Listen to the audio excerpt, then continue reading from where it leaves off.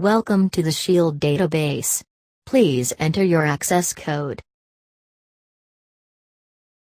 Welcome Agent. While Daredevil is usually portrayed as a character who works alone, it is not uncommon for him to be placed in a position in which he finds himself in need of an ally, and on these occasions the reader of a Daredevil book can expect to be treated to a hugely entertaining story, as seeing the man without fear interacting with the wider Marvel universe and beyond is more often than not an excuse for the writer to show the huge amount of respect he commands.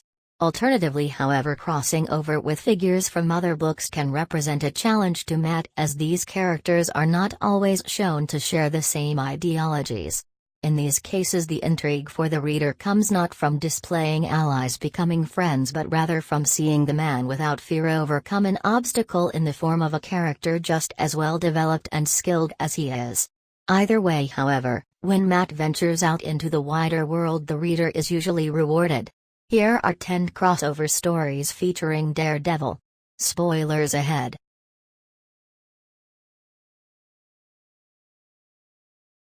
King of New York is the second story in which Daredevil has crossed paths with the Caped Crusader.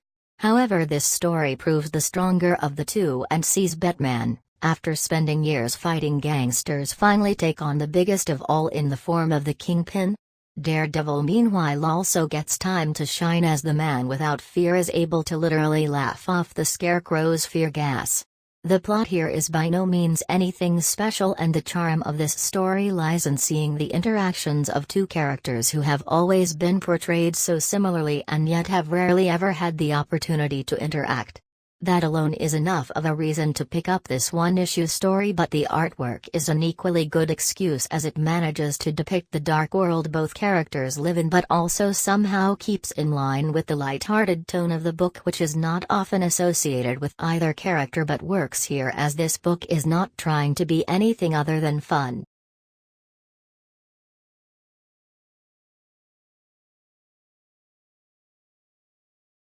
In a story beginning in the main Daredevil book and culminating in the pages of Fantastic Four, Daredevil finds himself going up against arguably the greatest villain in Marvel Comics' entire back catalog.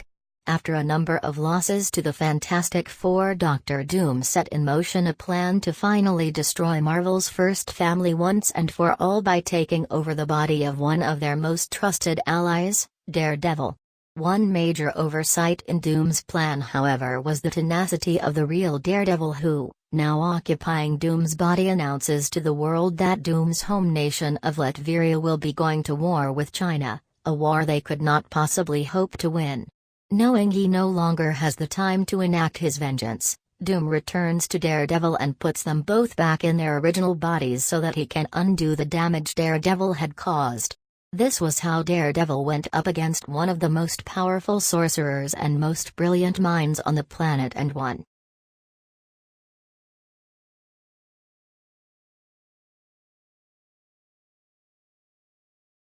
In 1997, Daredevil shared his annual book with the then relatively new character, Deadpool. The story revolves around the return of Typhoid Mary, who has come to New York to exact revenge on everyone who has wronged her. A list which Daredevil unfortunately finds himself on. Deadpool soon joins the fray, and the two mismatched heroes set off to try and take her down before she kills anyone else.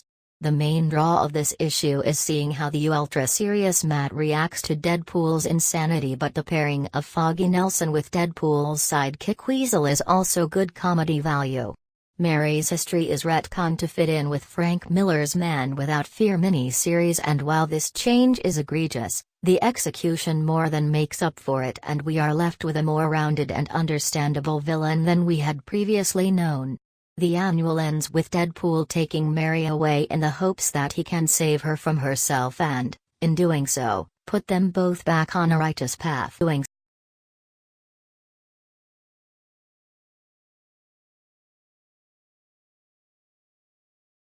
New Avengers 16 is a love letter to the Man Without Fear. Written by prolific Daredevil writer Brian Michael Bendis, the issue revolves around the Avengers musing on who can claim to be worthy of being an Avenger.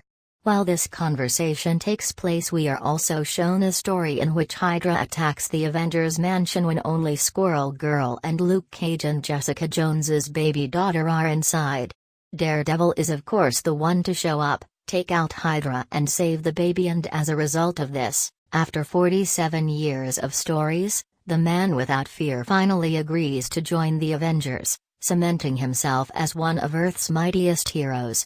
Throughout the book, various characters speak of the respect they have for Daredevil, and this huge amount of faith can be summed up by Luke Cage, who, when asked if Daredevil is Avengers material, responds by saying, "In my opinion, the question is, are the Avengers Daredevil material?"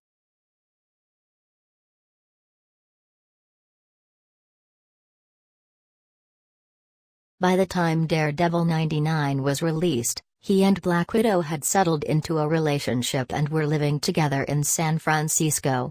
As the first unmarried couple in comics to be sharing a home, this relationship was considered fairly serious. Things took an awkward turn, however, when the Widow's old flame Hawkeye entered the picture and their love story suddenly became a love triangle. A huge portion of this issue is devoted to Daredevil and Hawkeye battling it out for the woman they love, whilst she stands on the sidelines rolling her eyes and failing to make it clear to the two men that she is capable of making her own choice. The fight, as is often the case, ends in a stalemate, but with Daredevil ultimately standing tall over the former Avenger. After a truce, the pair finally decide to give in to reason and head back to let the Widow make her choice. However, the presence of the Avengers causes Hawkeye to flee, leaving Matt and Natasha to continue their relationship, albeit slightly more precariously than before.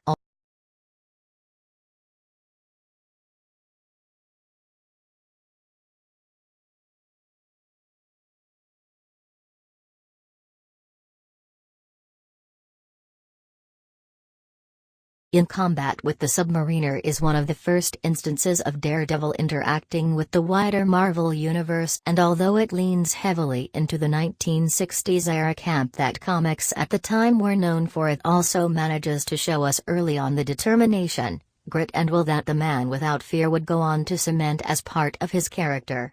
The issue begins with Namor the Submariner leaving his underwater kingdom and coming to Murdock to ask for his help in suing the surface world, and while the innate silliness of this concept is indicative of the entire book, the reader is regardless treated to one of the most intense fight scenes of early Marvel when Daredevil and Namor inevitably come to blows.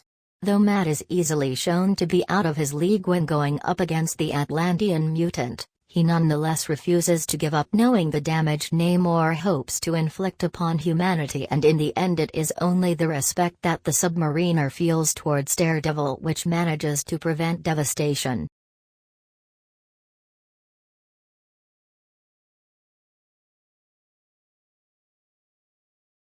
Whilst Spider-Man and Daredevil have shared more stories than just about any other pair of heroes, the death of Jean DeWolff story arc is where they truly cemented their friendship.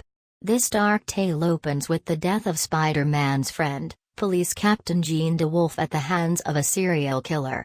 The killer then goes on to kill, among others, Judge Rosenthal, a mentor to Murdock, and as such Daredevil is brought into the picture. The two heroes clash, however, when the emotional Spider-Man reveals that he is looking to brutalize and possibly murder the serial killer rather than bring him to justice. A horrified Daredevil tries to talk Spidey out of it before ultimately coming to blows with his friend, and it is only when Daredevil reveals that he has deduced Spider-Man's secret identity that Spider-Man is willing to listen. Daredevil then helps Spider-Man see sense and returns him to the hero he had always been before revealing his identity to the wall-crawler, giving their relationship a new level of trust and respect.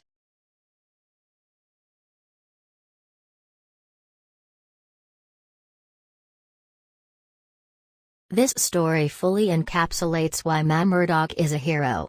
When Bruce Banner mistakenly unleashes the Hulk in New York City, Daredevil realizes that it is up to him to stop the Jade Giant before the citizens of New York are hurt. Naturally, Mott's efforts are futile as he is completely outclassed by the Hulk, who seems to barely even notice Mott's best attacks. Even the Hulk's smallest efforts, however, are enough to seriously brutalize Daredevil, and the fight goes exactly the way one would expect. After only a few moments, the man without fear is bloody and struggling to stay conscious, but is able to drag himself back to his feet and return to the fight, knowing it would likely result in his death, but also knowing that not returning would almost definitely mean someone else's. The issue ends with the Hulk leaving New York on his own terms while medics rush to an almost dead Matt, a man totally willing to accept death rather than put anyone else at risk.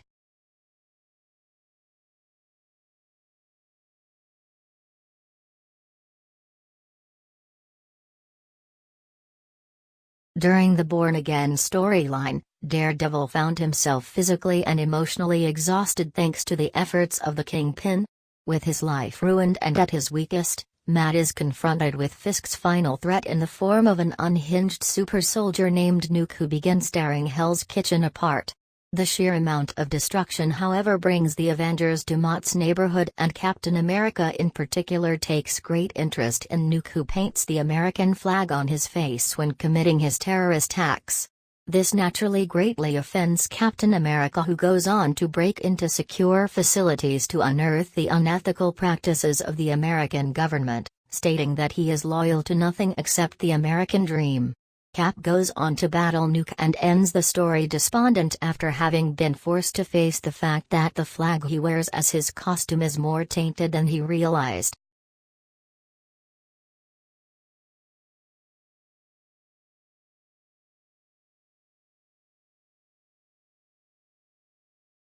The Devil by the Horns is one of the esteemed Garth Ennis's best works.